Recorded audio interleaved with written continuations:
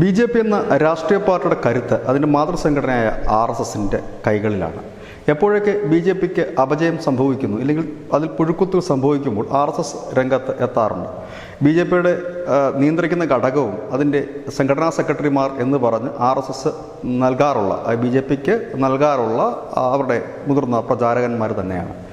ഇത്തവണത്തെ തെരഞ്ഞെടുപ്പിന് ശേഷം, അതായത് ലോക്സഭാ തെരഞ്ഞെടുപ്പിന് ശേഷം വളരെ പെട്ടെന്നുള്ള നടപടികളാണ് RSSന്റെ ഭാഗത്തു നിന്നുണ്ടായത്. പ്രധാനമായും മഹാരാഷ്ട്രയിലും ഉത്തർപ്രദേശിലും ഈ രണ്ട് സംസ്ഥാനങ്ങളിലാണ് BJPക്ക് വലിയ തിരിച്ചടി നേരിട്ടത്. 2019 തെരഞ്ഞെടുപ്പിൽ ഉത്തർപ്രദേശിൽ 62 സീറ്റ് ഉണ്ടായിരുന്നിടത്ത് 33 ചുരുങ്ങി. മഹാരാഷ്ട്രയിൽ NDA സഖ്യം തന്നെ 17ലേക്ക് ചുരുങ്ങുന്ന ഒരു സ്ഥിതിയിലും വന്നു. 41 നിന്നാണ് 17ലേക്ക് എത്തിയത് എന്നുകൂടി നാം ഓർക്കേണ്ടതായിട്ടുണ്ട്. ഈ ഒരു സാഹചര്യത്തിലാണ് അടിയന്തരമായി RSS ഈ രണ്ട് സംസ്ഥാനങ്ങളിൽ ഇടപെട്ടത്. കാരണം അവിടെ BJPക്ക് ഉണ്ടായ ഒരു വലിയ അപജയം തന്നെയാണ് എന്നുള്ള കാര്യത്തിൽ ആർക്കും സംശയം ഒന്നും തന്നെയില്ല. ഇവിടെ ഒരു വ്യത്യസ്ത നീക്കം നാം കണ്ടു. ഒന്ന്, ആദ്യം തന്നെ ചെയ്തത് മഹാരാഷ്ട്രയിലെ ഉപമുഖ്യമന്ത്രിയും BJP നേതാവുമായ ദേവേന്ദ്ര ഫട്നാവിസിനെ വിളിച്ചു വരുത്തുന്നതായിരുന്നു. നാഗപ്പൂരിലേക്ക് വിളിച്ചു വരുത്തി അദ്ദേഹവുമായി സംസാരിക്കുന്നതായിരുന്നു. അതിനു മുൻപ് തന്നെ RSSന്റെ മുതിർന്ന നേതാക്കൾ പറയാതെ ചില കാര്യങ്ങൾ പറയുകയും ചെയ്തു. അതിൻ്റെ അടിസ്ഥാനത്തിൽ തെരഞ്ഞെടുപ്പ് ഫലം വന്നതിന് തൊട്ടു പിന്നാലെ ദേവേന്ദ്ര ഫട്നാവിസ് ഉപമുഖ്യമന്ത്രി സ്ഥാനം രാജിവെക്കാൻ തയ്യാറായി. എന്നാൽ RSSന്റെ മേധാവി വിളിച്ചു വരുത്തി നടത്തിയ ചർച്ചയിൽ 90 മിനിറ്റോളം നീണ്ടുന്ന ആ ചർച്ചയിൽ രാജിവെക്കേണ്ട ആവശ്യം ഇപ്പോഴില്ല എന്നുള്ള ഒരു കാര്യവും മറ്റു ചില കാര്യങ്ങളും ചർച്ച ചെയ്തതായിട്ടാണ് അറിയാൻ കഴിഞ്ഞത്. പ്രത്യേകിച്ച് ഈ ശിവസേനയുമായിട്ടുള്ള പ്രശ്നങ്ങൾ അവസാനിപ്പിക്കുവാനും പഴയ പോലെ സഖ്യം പുനരുജ്ജീവിപ്പിക്കാനും RSSന്റെ ഭാഗത്തുനിന്ന് കഴിഞ്ഞ കുറേ നാളുകളായി വലിയ ശ്രമങ്ങളാണ് നടക്കുന്നത്.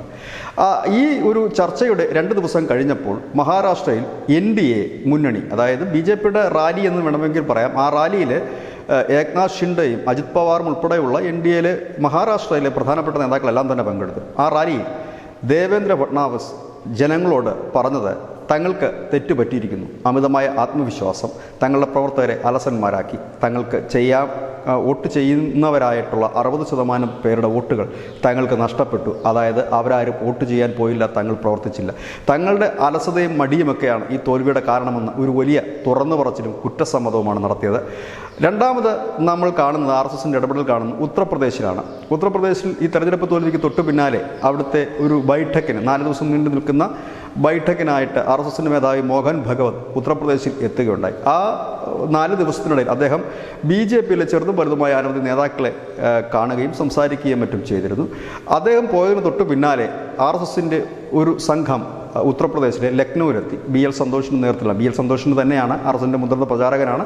ഇപ്പോൾ അദ്ദേഹം സംഘടനാ സെക്രട്ടറിയാണ് BJPയുടെ. അദ്ദേഹത്തിന് തന്നെയാണ് UPയുടെ ചുമതല. അദ്ദേഹം അടക്കമുള്ളൊരു സംഘം ലക്നൌവിലും മറ്റിടങ്ങളിലും തമ്പടിച്ചുകൊണ്ട് താഴെത്തട്ടിലുള്ള നേതാക്കളുടെയും പ്രവർത്തകരുടെയും ഒക്കെ ആവലാതികളും കേൾക്കുകയുണ്ടായി.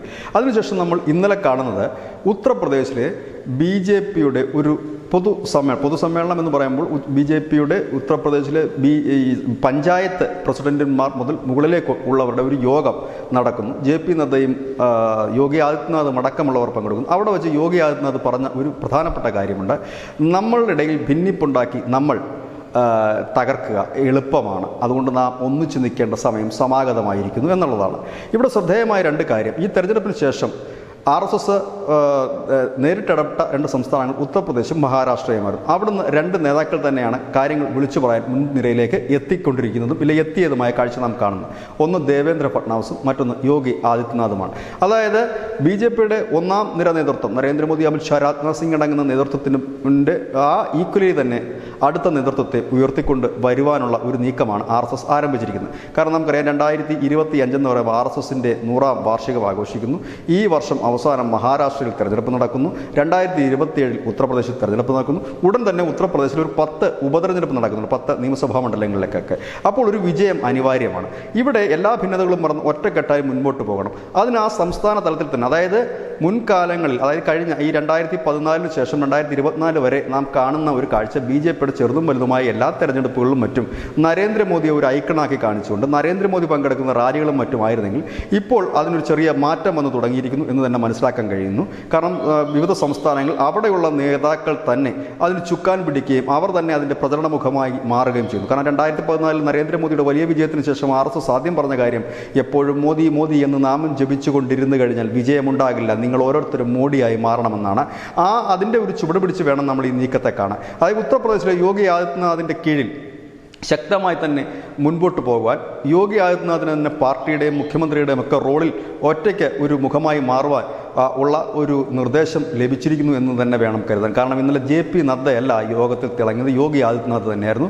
UP-യിലെ സമസ്ത മേഖലയിലും അദ്ദേഹം അവിടുത്തെ പരാജയങ്ങൾ അക്കമിട്ട് പറയുകയും ചെയ്തു. പരാജയ കാരണങ്ങൾ അദ്ദേഹം പറയുകയും ചെയ്തു. ഇനി നമുക്കത് മാറ്റം വേണം, നമുക്കത് മാറ്റമുണ്ടാക്കാൻ കഴിയും, നമ്മൾ വലിയ പരാജയത്തിൽ നിന്നും കരകയറിയവരാണ് എന്ന് പ്രവർത്തകരോട് പറഞ്ഞുകൊണ്ട് യോഗി ആദിത്യനാഥ് തന്നെ ഉത്തർപ്രദേശിൻ്റെ ആ ഒരു ഫുൾ നിയന്ത്രണം, അതായത് പാർട്ടിയുടെയും ഒപ്പം തന്നെ സർക്കാരിൻ്റെയും നിയന്ത്രണത്തിലേക്ക് വരുന്നു. മഹാരാഷ്ട്രയിൽ ദേവേന്ദ്ര ഫട്നാവിസിലേക്ക് തന്നെ കാര്യങ്ങൾ എത്തിച്ചുകൊണ്ട് ദേവേന്ദ്ര ഫട്നാവിസിനെ അവിടുത്തെ ഒരു ലീഡറാക്കി മാറ്റി. കാരണം ഈ കാലയളവിലൊക്കെ, അതായത് 2014 മുതൽ ഏതാണ്ട് 2024 ലോക്സഭാ തെരഞ്ഞെടുപ്പ് വരെ ഈ രണ്ട് നേതാക്കളും മറ്റ് സംസ്ഥാനങ്ങളിലെ പ്രമുഖ നേതാക്കളുമെല്ലാം നരേന്ദ്രമോദിയുടെ ഒരു നിഴലായി നിന്നിരുന്നുവെങ്കിൽ ഇപ്പോൾ അത് മാറ്റം വന്നു തുടങ്ങിയിരിക്കുന്നു. അവരെ രണ്ടാം നിരയിൽ അല്ലെങ്കിൽ നിഴലായി നിന്നവരെ വെളിച്ചത്തേക്ക് എത്തിച്ചുകൊണ്ട് ഇരിക്കുന്നു.